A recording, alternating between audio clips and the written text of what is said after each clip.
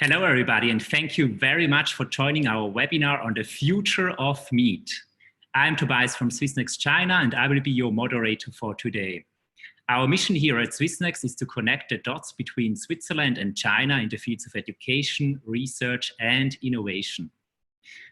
Besides our location here in Shanghai, we also do have outposts in Boston, San Francisco, India, as well as Brazil. The video clip you just saw is an overview of our activities from last year. We hope that it gave you a glimpse of who we are and what we do here at Swissnex. So just a few words about the structure of this webinar. After my introduction, we will hear two presentations, each with the following Q&A session. At the very end, we'll have an open discussion lasting about 10 to 12 minutes with both of our speakers. So please feel free to chime in at any time and ask questions using the Q&A function on the bottom of your screen. We'll then try to bring these questions up during the interactive parts of this webinar. With this housekeeping out of the way, let me say a few words about today's topic. Now, it won't be news if I tell you that people, for the most part, really do like meat. Even I, as a vegetarian, sometimes succumb to the temptation and get myself a tuna sandwich on occasion. In Switzerland, an average person eats around 52 kilograms of meat every year, not including fish, which would add another 9 kilograms or so. In China, per capita meat consumption hovers around 50 kilograms per year as well, which is, by the way, 10 times as much as in the 1960s. Now, both countries, however, come nowhere near the US, which boasts meat consumption of the average citizen of around 100 kilograms per person and per year. Unfortunately, meat, when produced in these exceeding numbers, comes with significant drawbacks. Among them, excessive land use, water waste, and contribution to climate change. Pointing to a still growing worldwide demand for meat, many scientists believe that traditional meat production is unsustainable in the mid or long term. Not surprisingly then, the future for meat alternatives is looking bright. A report by the global consultancy A.T. Kearney predicts that the global market share of meat alternatives will reach an astounding 60% by 2040. It is thus predicted to overtake traditional meat, which boasted a market value of close to $1 trillion in 2018. According to A.T. Kearney, 25% of the total market share will be seized by plant-based meat, and a stunning 35% by meat grown from stem cells. Today, we will have the opportunity to hear about both of those meat alternative options.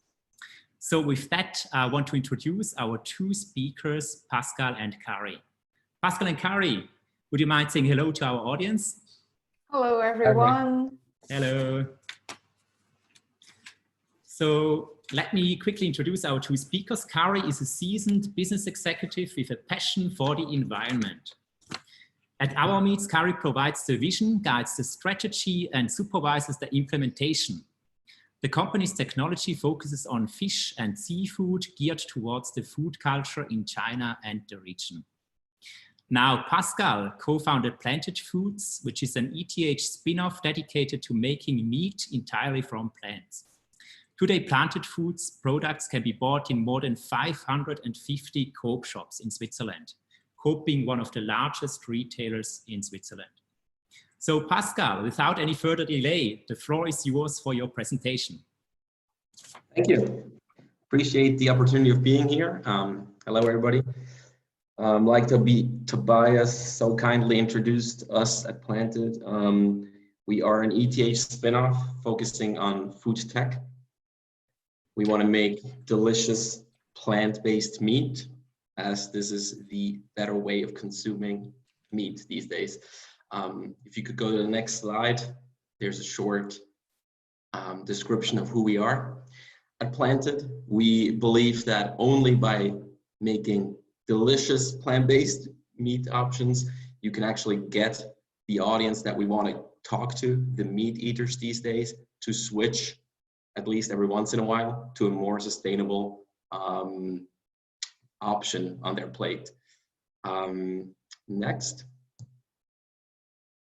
our story is one of many startups, I would say, with the luck of the 4 co-founders of us finding together. Lucas and Eric, the guys in the middle, are PhDs in food science. Chris on the left, and myself come more from a business side. We decided that there has to be better options in plant-based meat out there, or in meat in general, than there are today. 2 years ago, we went to ETH with the big goal of making sustainable, clean.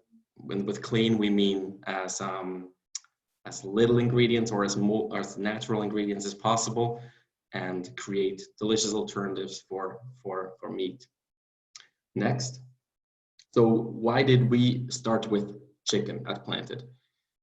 A lot of plant-based companies these days went for the burger, and obviously the market especially in the US is very clear when you see the amount of dead animals or dead cows going into burgers in the end.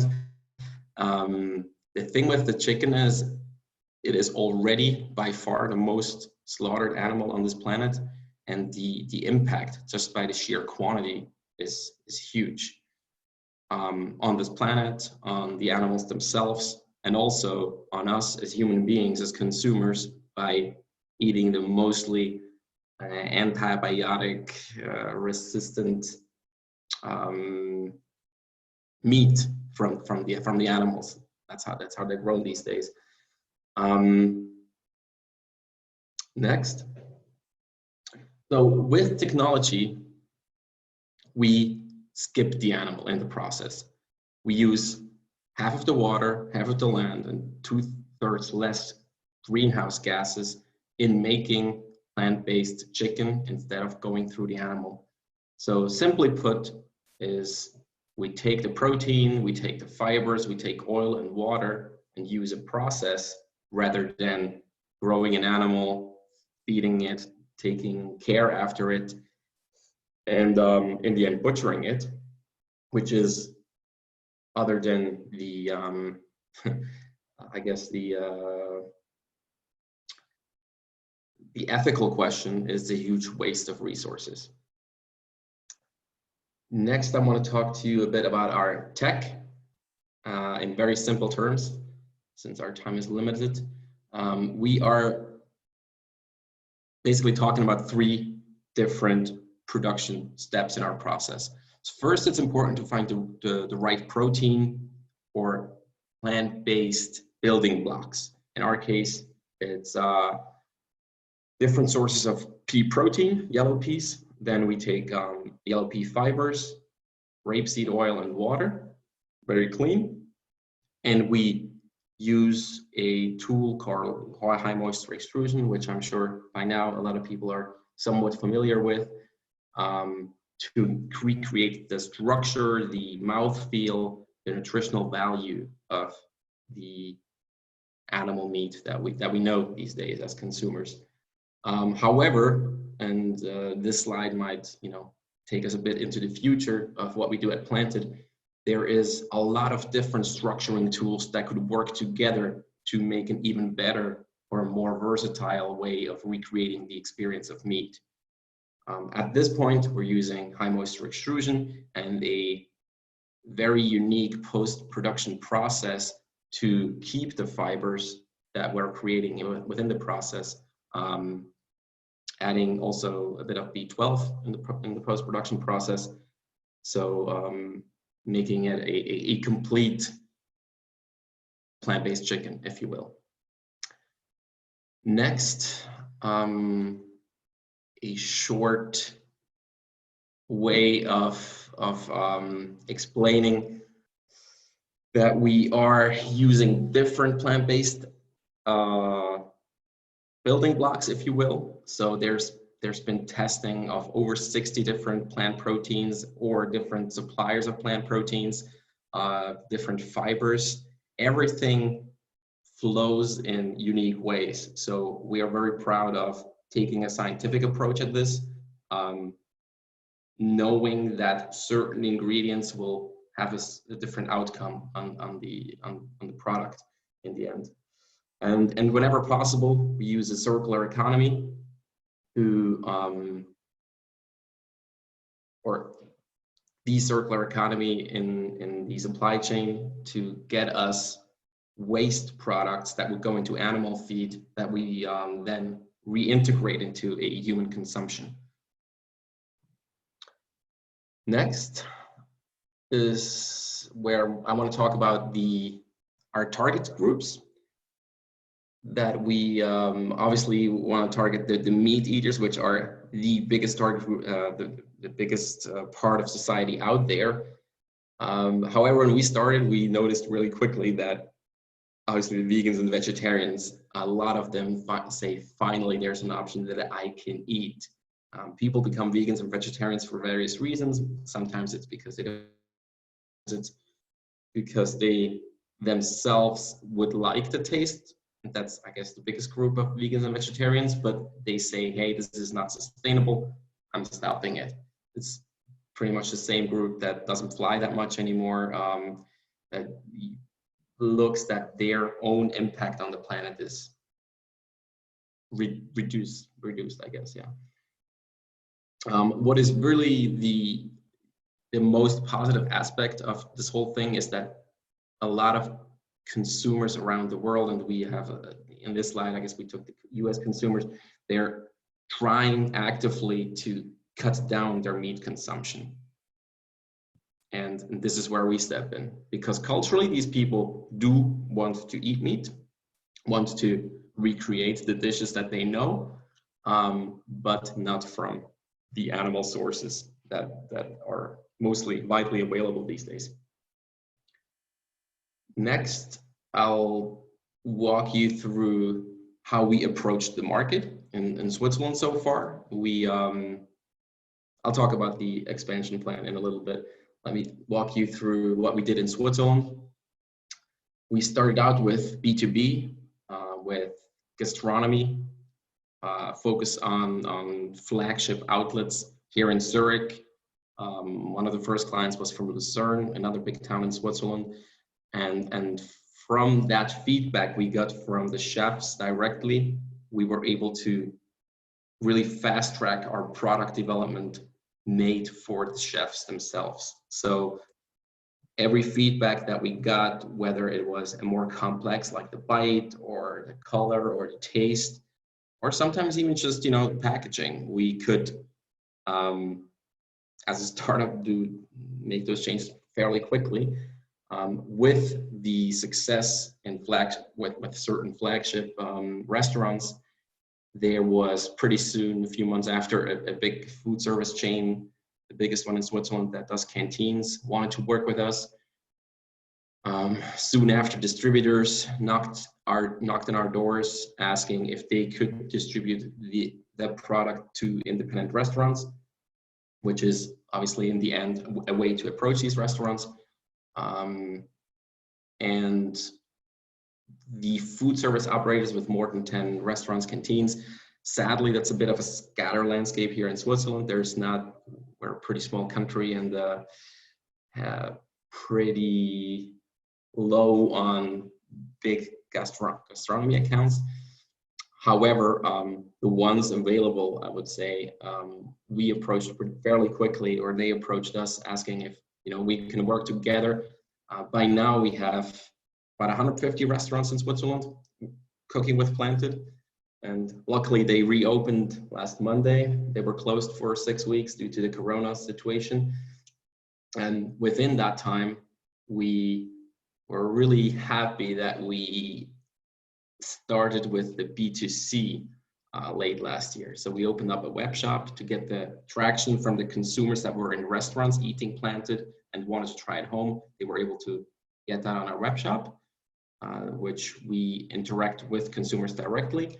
And starting in January, so 4 months ago, we had an intro in Co-op, which is, as Tobias said, the biggest or second biggest, just on par with Migros, retailer in Switzerland, where we started in 250 locations. And thankfully, with the closure of all these restaurants, we were able to up to 500 50 or 600 locations even in co-op, really taking our products to where the consumers shop.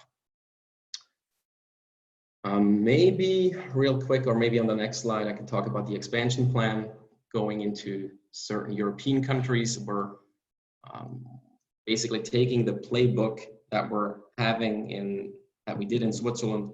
We're going to try to do the same in Germany, Austria next,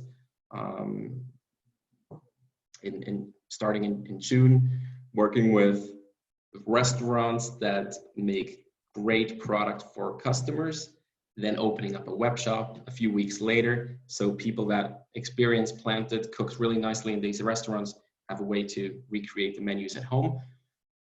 And then maybe retail will go a little faster somewhere abroad than in Switzerland, since we're already known in Europe now.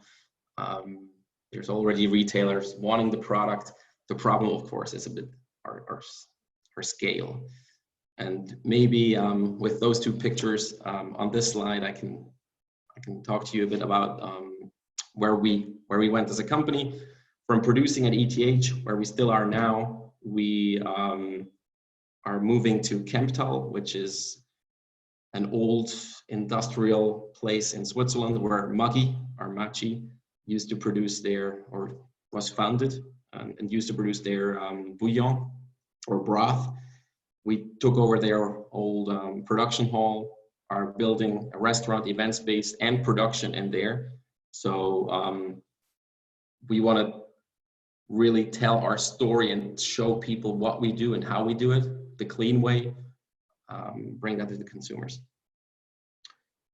Since I'm running a little bit short on time, I'll do next and talk about how important it is as a startup to have a complementary team, a team where you have specialists in each area, and then how important it is to take on team members that are better than you in various aspects, so you can focus on the things that are important.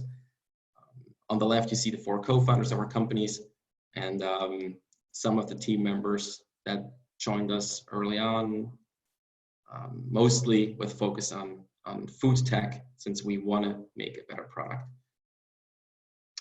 Next is a screenshot of our packaging, which we decided to do in the 4 languages that Switzerland has to offer. So we're putting our values, what we believe in, and what the product will bring to you. So you know, the taste, the sustainability, the impact on the environment, the positive one. We bring that to the consumer front and center, obviously sticking out in the shelf with this kind of packaging. And so far, some pretty amazing feedback.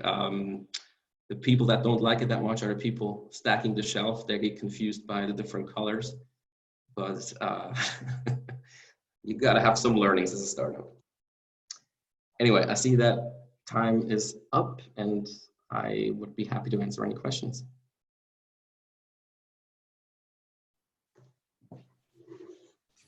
All right, Pascal, thank you very much indeed for this interesting presentation. Now, I've already seen some questions from the audience.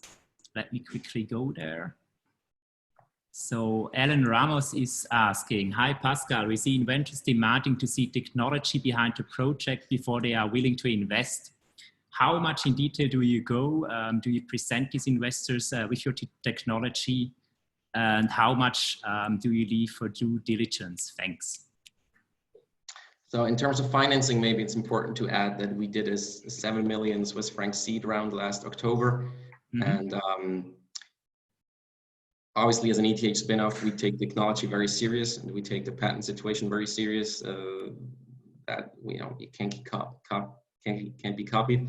However, when it comes to food, I must tell you that one of the nicest things is you bite into a product and you know if it's good or not. So our first investor, Stefan Schmidheiny, the lead investor in this round, who you might know, he really was there with his family and took a bite, actually cooked it himself, took a bite, and was convinced that this is an amazing product. Obviously the team was right, and Amazing. How we did it in this case. So another question, how big do you think is the growth potential of plant-based meat in Switzerland? So do you think we have just started out in this industry, or is there already a certain saturation of the market? So how big do you think is the potential for plant-based meat in Switzerland? The potential to me is the whole protein section of the market. So yeah, right now we're talking about plant-based meat, or in the future cell-based meat or animal meat. But I think in the future we'll have to talk about the protein need of a certain market and how that is getting saturated, partly being with traditional animals, partly with plants, partly with maybe cells in the future.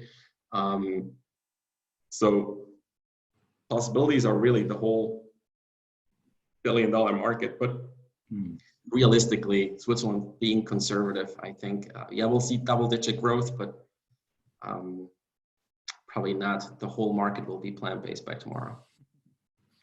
Speaking about Switzerland, so far you've actually been focusing on Switzerland. Now, do you intend to stay here, or do you already have plans to expand beyond our country? We just funded our European daughter company of Planted last week. So we do have plans to go directly to consumer in Europe. However, being a Swiss company coming from Switzerland as an interesting market, it's small, but it has its upsides. We wanted to start out with a strong market and not having to answer questions like, why are you here in Israel now, and in Switzerland nobody knows you. So we believe in having a strong home market where you also learn a lot and then taking these learnings to new markets. Okay, thank you very much. Another question just came in here from Brian Negley. Hi, Pascal. How do your prices compare to current chicken products, both wholesale and retail? So how competitive are your products price-wise? So when I said that Switzerland has its perks, one of the perks is that it's a pretty expensive country. It keeps the prices high in certain sectors with tariffs, and meat is one of them. So in Switzerland, the restaurant pays about 16, 17 francs a kilo for Swiss chicken. For restaurants, we compare at 20 to 22 Swiss francs per kilo in the gastronomy sector. And for a retail customer, he has to pay about 40 francs a kilo when he goes to co-op. But as you know, there's a retailer in between. But in terms of pricing, it's just below the organic chicken option and a little bit more expensive than a free-range chicken. Okay, perfect. Maybe one last question to top things off, but we'll see you again, of course, in the discussion at the end of the webinar. So how do you try to stay ahead of competitors such as Impossible Foods from the US? Not sure if ahead is the right word. I'll say Impossible has done a lot of things right. But our approach is a different one. While Impossible uses genetically modified organisms to get to their version of plant-based meat, we believe in a very realistic yet natural approach. So we take only ingredients that people would have in their pantry or would know to recreate meat, and not using ingredients that scare people off. A lot of other companies out there are using titanium dioxide to get the color a little whiter on their chicken. We believe that, if you do the right things scientifically, you can get that color right by using the right ingredients or the right process steps and not having to use the titanium dioxide. Okay, so thank you very much for these interesting answers. Now we already have to move on, but of course you will see Pascal again during our open discussion towards the end of the webinar. For now, let's continue with Kari, who is the co-founder and chief executive officer of Our Meats. Just to remind you, Our Meats is a company based in Hong Kong, which strives to actually replicate meat by growing it from stem cells. So Kari, without any further delay, the floor is yours. Thank you very much, Tobias, and having Our Meats Today, I'm going to introduce a bit about the cultivated meat, what we do at Alpha Meat as well. So I will start with about the concept of cultivated meat. Next.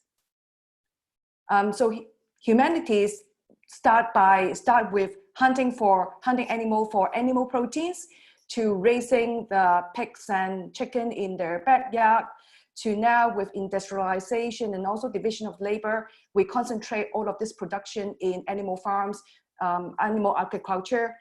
With the exploding population, global population, it has a lot of demand on this operation. Concentrated animal operation set up, they have a lot of challenges to take care of. More recently, we have heard about swine flu, bird flu, etc. That is not only a challenge for the industry, but also poses some public health risk. Next. Next. Yeah, so indeed, when we look at this way of getting our animal protein, it is actually very, very inefficient. If we look at the unit that we put into animal feed, 100 unit we feed to animals, they digest the food and then they turn it into nutrition that the body will absorb, and eventually they go to the cell doubles, they grow muscles, and we eat the meat, slaughter the animal and we eat the meat. If we look at the output, it is very low. For beef, it is as low as 9 units, meaning efficiency is only 9%. For fish, the maximum, the highest one is only 12%. So where does all this material, this energy and resources go? Next. And indeed, as Pascal has put up a comparison, animal agriculture has used up 1/3 of global grains produced, 1/3 of the fresh water, as well as clearing up a lot of natural habitats in order to make space to develop animal farms, which can be conserved. Next. And what happened in the between? Because animal, of course, we raise them for food. However, they do not grow in order to become our food to begin with.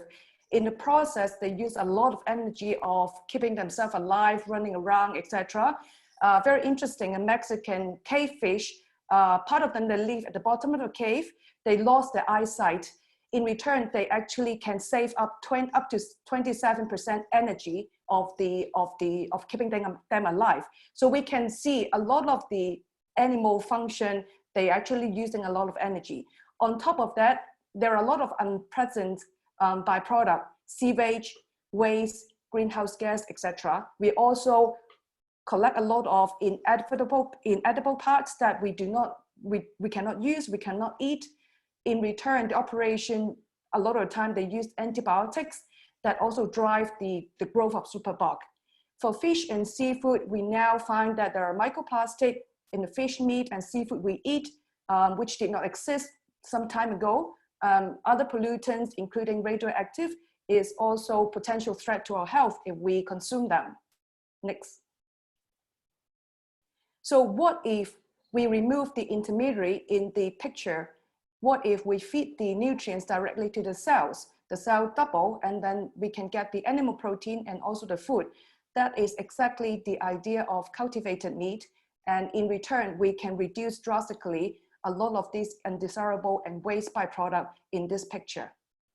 Next. A bit of the background information about the technology that is behind alternative protein. There are 3 major technology. The first of all is the plant-based, which we know making use of plant material to mimic the texture and the flavor of meat.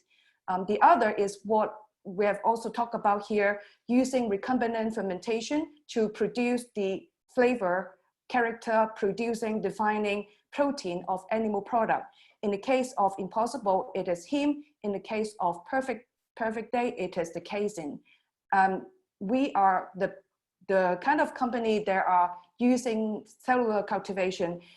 Instead of using plant, instead of producing the protein only, we basically grow the whole cell, grow directly the cell in a large number, which is exactly the same as a cell that we find in the meat, in the muscles of animals.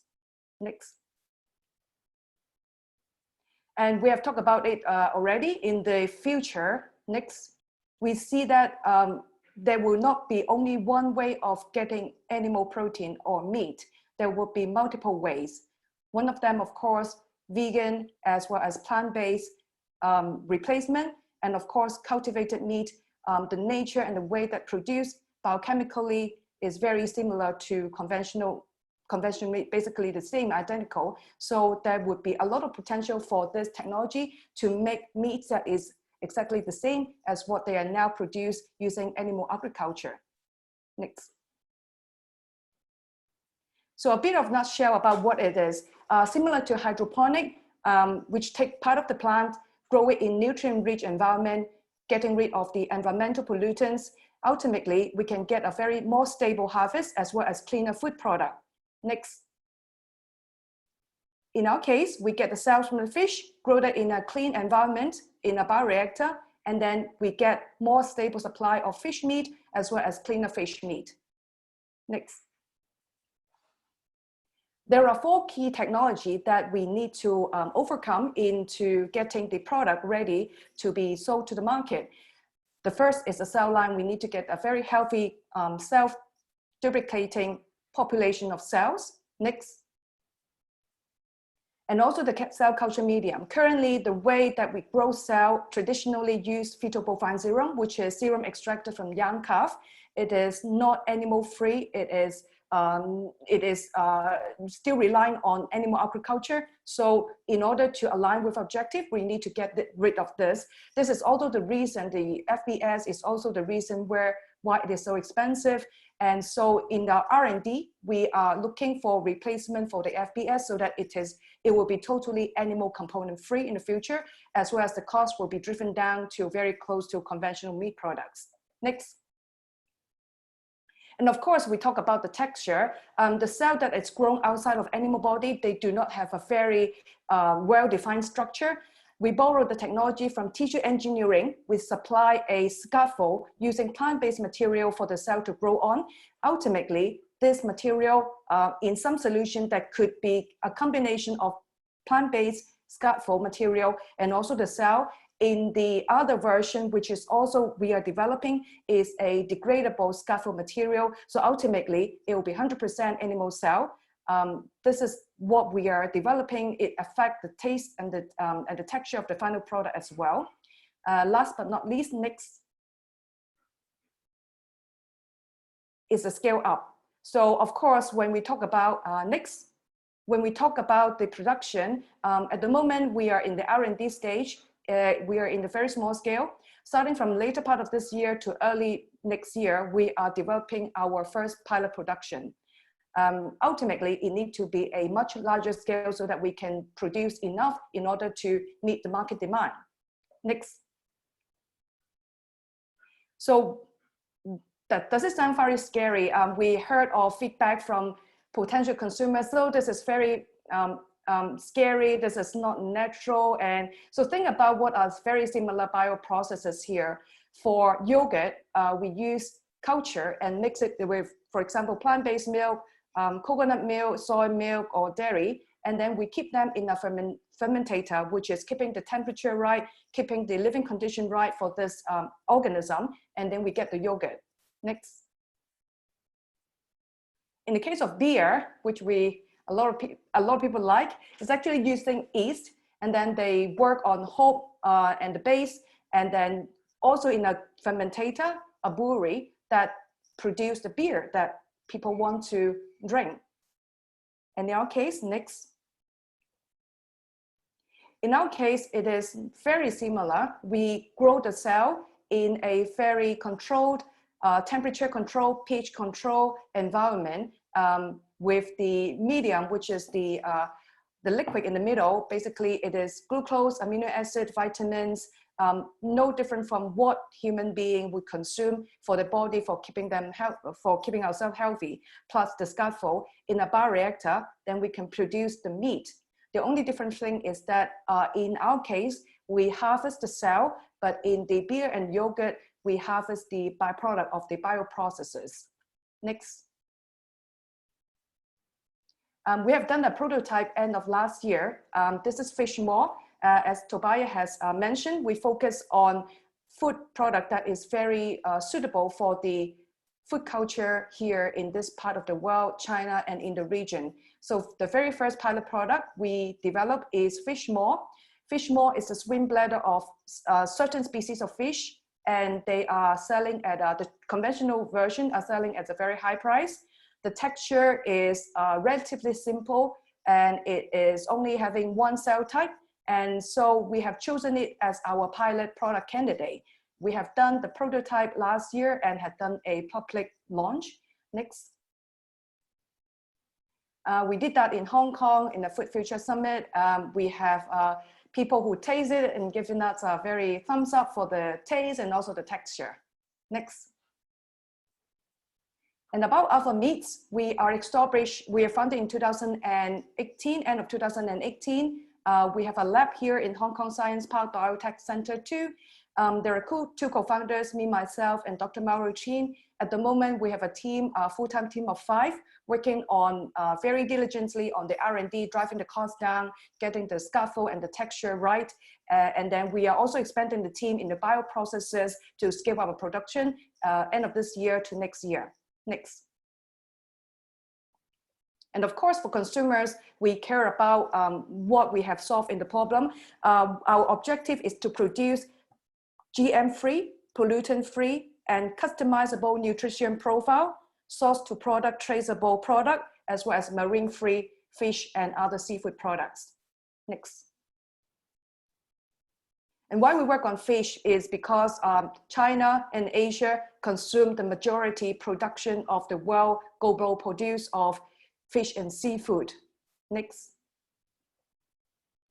If we look at the FAO information, we see that actually China consumes double of the consumption on per capita per year. It is only about 20-something kg per year per person, and China is consuming 40-something. And in Hong Kong, I've just read an article that talking about Hong Kong is consuming over 70 kg per person per year. So that explains why, with also the population, that explains why it is a very concentrated consumption region in the world when we come to fish and seafood. Next. And this is some example of a future product. As we mentioned that we can tailor make our nutrition in the future, we can have product that is having more in nutrition that we want, for example, omega-3 and 6 and collagen, etc. Next. And so for information, we have worked on the fish maw SAM prototype on the left-hand side. We are going to launch our fillet prototype end of this year. In terms of the production and the commercialization, you see the projected year 2023 and beyond is primarily because the legislation for the cultivated meat is still not in place. Various jurisdictions, US, Singapore and China, including a developing regulation for this. It will come in the next couple of years. So we project that the time that we can go to market will be to a very large extent affected by it. However, having said that, we have some other product that are using marine protein for other application, which we will launch later next year. So stay tuned. Next. Yes, that's it. And if you're interested in what we do, go to our website, stay in touch. Thank you. All right. Thank you very much, Carrie, for providing these interesting insights into your innovative, to say the least, company. Now, as we did with Pascal, we would have a quick follow-up in terms of Q&A. And already some interesting questions popped up. For instance, the one by Mailing Chen. Hi, Carrie. Thanks for sharing your insights. What are some of the biggest obstacles your company confronted with promoting the alternative meat in the Chinese market? That's a very good question. I think the reaction of most consumers in China, as also other parts of the world, they would concern about whether it is safe, whether it is fit for consumption. And in most cases, because of the technology, we know we basically do not use any strange or toxic material in the whole process. Of course, we'll be subject to the regulation, compliance, and everything. In general, we feel that a lot of ingredient process we use food grade ingredient. So I truly believe that it is definitely safe to eat. On the other hand, it's more about the psychology, which is they within, this is not natural, but putting into the perspective that I have shown an example, we actually have a lot of product using similar bioprocesses to produce. So this is not something totally new or unheard of. Ultimately, the taste, the nutrition, the food safety, that will be a top criteria when consumers make the purchase decision. Okay, thank you very much. And a question from Brian Negley. More questions from me. How similar and or dissimilar are your processes to that of Memphis meats? Are your processes patented already? Okay, so we have provisional patents that cover the production of cultivated meat with several core proprietary solutions for driving down the cost, also getting the ultimate product much closer to the meat when we talk about, for example, cell density, etc. So those are proprietary solutions that we are filing patent for. In terms of the technology, I would have to say the general approach would be very similar, because basically the whole science is the principle is very similar. But I have to say that different cell types and different way of producing the product would vary really from one company to the other company. So that's what I would say, because honestly, among, as you know, there are some certain confidentiality. So we do not really read into too much about what Memphis meat have been doing in technology. We know what we're doing, but we cannot really exactly side by side compare, but we can only guess what each others are doing. So that's what I can say. You mentioned before that certain people might be a little bit hesitant to consume something which is been grown in a lab, so to speak. So there's a question related to that from Lucas Wagner. Hi, I would be interested in the consumer acceptance regarding cultivated meat. Are there any differences between Europe, China, and the USA? Thank you. Indeed, that's a very good question. There has independent survey, market research has been done by non-profit organization. At least I have come across 3 such studies. They all point to very similar result. Very interestingly, the market research covered US, Asia, in particular China, as well as also India as well. Guess which region get the highest level of receptiveness? China, because it is over 50%. In US, it is around 30-something% according to one of these such studies. I would attribute that to the situation that food security or food safety is relatively not as something that we can easily take for granted. So consumer has a bigger motivation to consider options and solutions out there that can promise the cleanliness, the genuinity, the truthfulness, and also the purity of the product. So I think they do have expectation on this technology in a way that they transfer to relatively high receptiveness in this region. Okay, and we have maybe time for one last question, which comes from Yao Huang. Hi, Carrie. Thank you for your presentation. Why do you choose fish and seafood as your main target of development? Is it possible to cultivate cell-based meat of all kinds of animals to expand the diversity of meat options of human beings? Yes, yes, that's very good question. The technology can work on many different, basically all of the animal species and various cell types.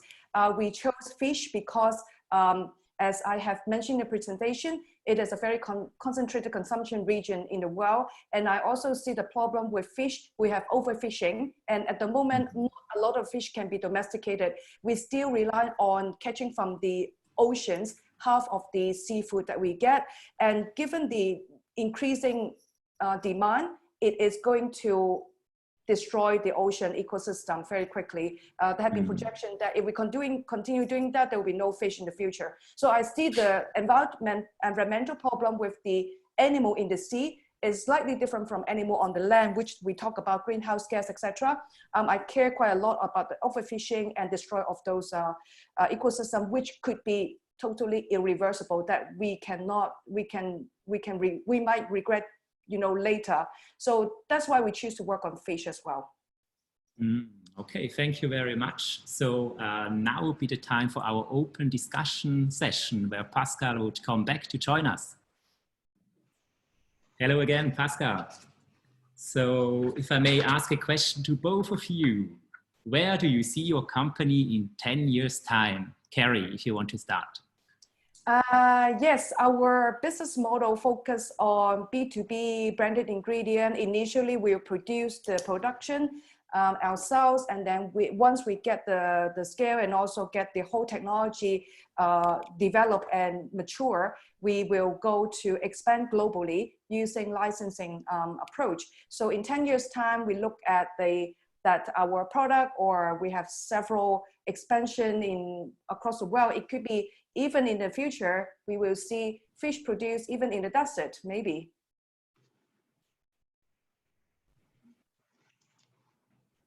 All right, and Pascal, what about you? Where will your company be in 10 years' time? I think the market will be very different in 10 years' time. Like I said, personally, or we at Planted, we believe that there will be a protein section rather than, or you know, in people's minds we talk about proteins and not the different categories. So our products will still be the cleanest ones out there, the tastiest, hopefully the cleanest and most nutritious. However, if it's going to be just meat, that's the other question. Maybe we'll do just fantastic tasting proteins in combination with other sources, like for example, cell-based meat. However, in terms of the market, we can see that we expanded worldwide with local production partners with local protein sources, depending on the market and what grows in what market. Okay, thank you very much. This is actually a question I received before the start of our webinar, believe it or not. Do you think plant-based and cell-based meat can peacefully coexist? How big is the overlap in terms of customer base, and how much competition will there be between the two products? So do you think you will become competitors at one point in time? What about first? Yeah, Pascal. No, Pascal first. Okay. All right. I don't know if you want to call it competitors, but probably players within the same market. Honestly, I think the ones that are taking a scientific approach at this will probably be more likely to work with each other. Yeah. So hopefully we'll see some interesting collaborations between cell-based and plant-based even. Let's see.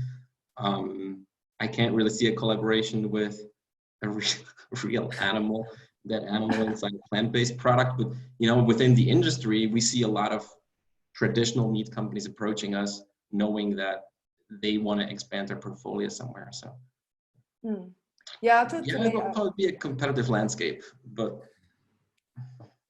yeah, I totally agree with Pascal. I don't think consumers are that loyal. So that one day they will eat plant-based, one day they will get cell-based, and as Pascal mentioned, there are both advantages and challenges in our product. So I can definitely see a hybrid of plant-based texture with cell-based protein in it, etc., etc. So it is. I don't see it's competition per se. It will definitely coexist. As I said, it is not a binary. It's not a binary world. There will be a lot of options that people will go from day by day. They will change. They will try different things. Thank you very much. So we got another question in from Wenlei Fang, specifically directed towards Carrie. She says, "Hi Carrie, we've seen the current trends of plant-based meat.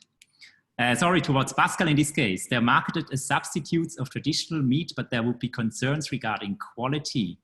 E.g., most plant-based meat would be meat ground. It may deviate from customer perception of what a premium meat should look like and be like." What would you tell Wenlei Fang? What would you answer to this question? Sorry, So just to be 100% right. sure. What? So your product might deviate from the general perception of a person what meat should be like. Yeah. How would you try to win over like these potential customers? Honestly, I think this is one of the biggest challenges that we as a plant-based food industry are looking at right now. There's a lot of not so good products out there that might destroy the category for good for certain consumers. You know, if you see a lot of these products that call themselves plant-based meat, and they have ingredients lists from hell in it, and the consumer who only tries that will say, hey, plant-based meat, that's not for me, I'll just reduce my traditional meat consumption. And certainly a risk for the category in general.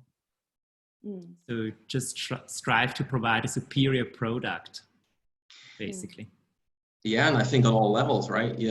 Transparency comes with, or I guess sustainability within your production process and sourcing process leads to transparency, leads to more an ethical approach to what we do, and in the end, taste.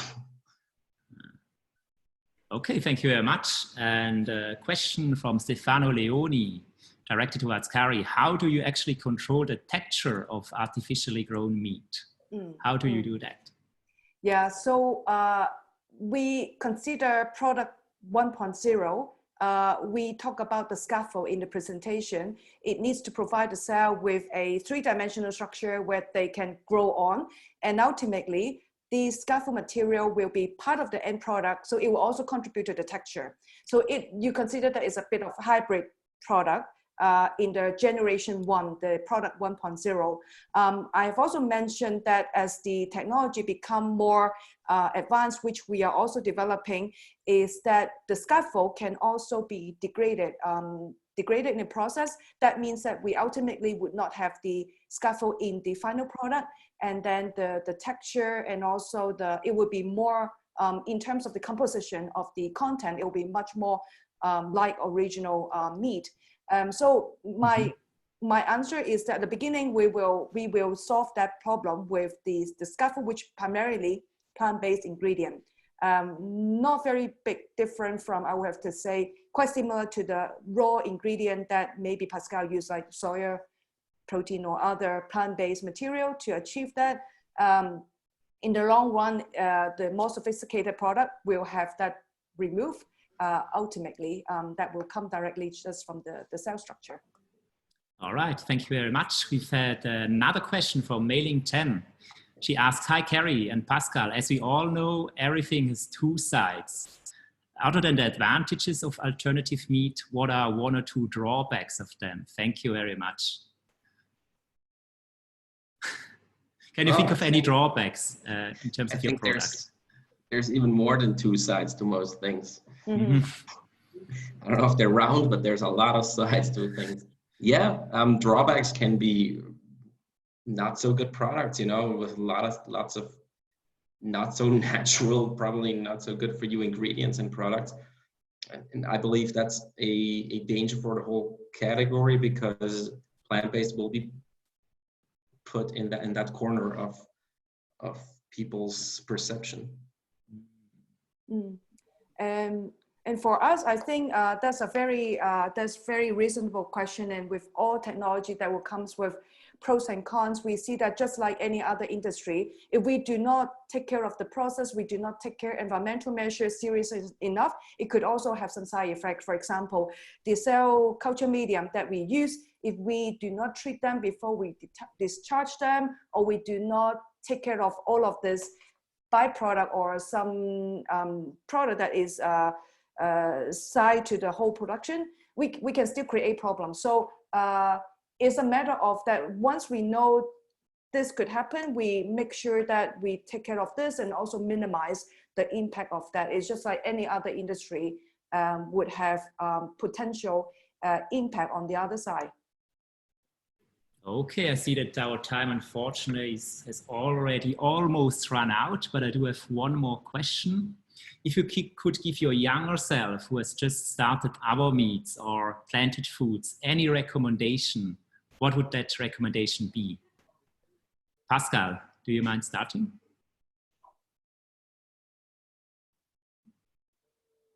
Pascal, Sorry, we don't hear. Other startups, or what recommendations to the other If you could give your younger self who has just started your company any recommendation, what would that recommendation be? Stick to what you believe in.